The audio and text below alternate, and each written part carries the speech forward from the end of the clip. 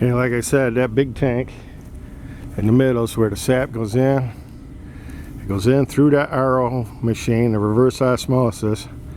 The water comes out into that tank, and then the sap goes. That's an old bulk milk tank from a old dairy farm sitting up on top there. And it goes from there into the evaporator. Hopefully you can hear me okay in here. This is a RO machine for reverse osmosis. Basically the same thing that ships use to take the salt out of the salt water so they can drink it. That big thing there's a membrane in there, and the water will pass through, but anything else won't. Well, they do it just the opposite of the ships. Instead of pulling the salt water out of the salt out of the water, they're pulling the sap out of or water out of the sap to concentrate it. They take it from about a 2% sugar up to, I believe, 10 to 12%. I think Brian just said they did 4,000, pull out 4,000 gallons of water just out of the sap alone today with this. And then to pump the water, there's a green tank. I should have showed all three tanks. There's a green tank out back that they pump the water in. And then the tank that was up on the platform, that's where they pump the sap into after it comes through this. And then it comes out through the walls here and runs through. One's water going out, one's sap coming in. And then this line, where's it go? I guess it goes up overhead somehow. Oh, it comes out of the other tank overhead into that evaporator.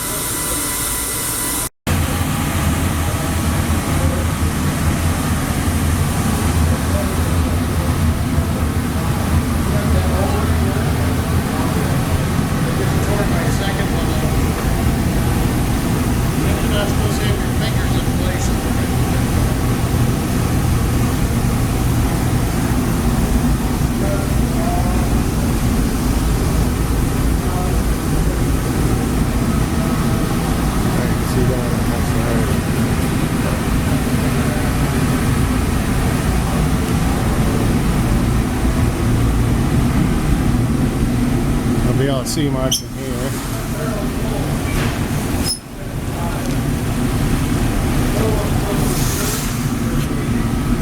Too steamy to see much.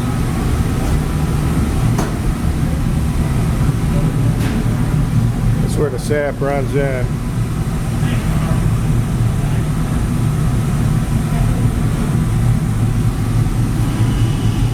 There's burners on the front. This is just a big fireplace down the bottom here where the flame goes, and then it's two stages. This first end here up to where that end is there, there's what they call flues. There's where it goes down in and the heat goes through. I should have filmed some a little while ago before they fire it out. You don't see it, but it's flat, but then there's spots where it goes down in about 6-8 inches or more, and the heat goes down through there. And the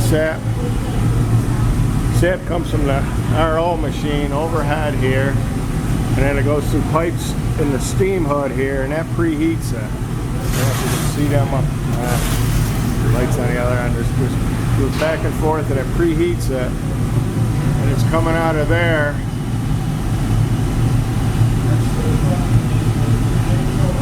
It's a little over 130 degrees. And it goes into this here. There's a float in here. You can see it's kind of bubbling up in here.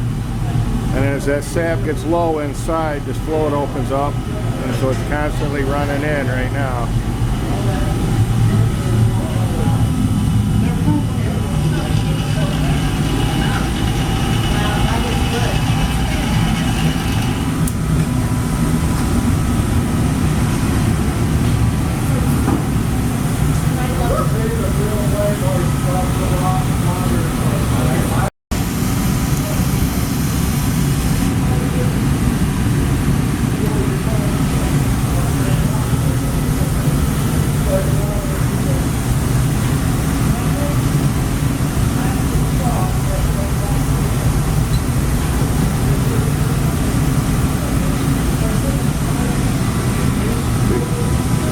2 pipes of steam. The one in the back is the exhaust for the burners.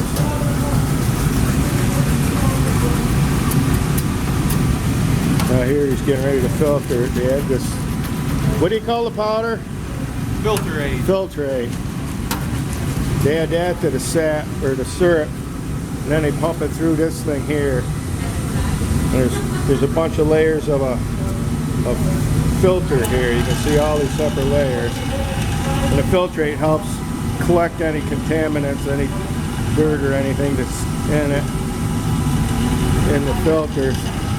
Starting lighting up already, ain't it? And there's the finished product. You just run it in a 55-gallon drum. This here, I don't know if you've just seen, he was testing. It's a hydrometer. You fill this little can up, then you float this thing, and you see the red lines on there. When it gets to that top red line, you know the sugar content is high enough. It's got electronic sensors in here to test it, to know when it's thick enough to draw off. It does it all automatically. And then you do it manually once in a while just to make sure it's working accurately.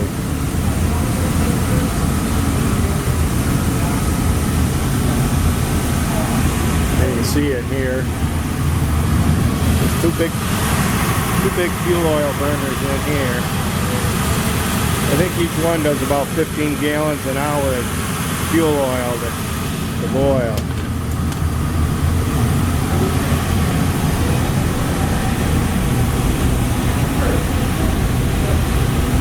Oh, I wish you could smell this. It smells good.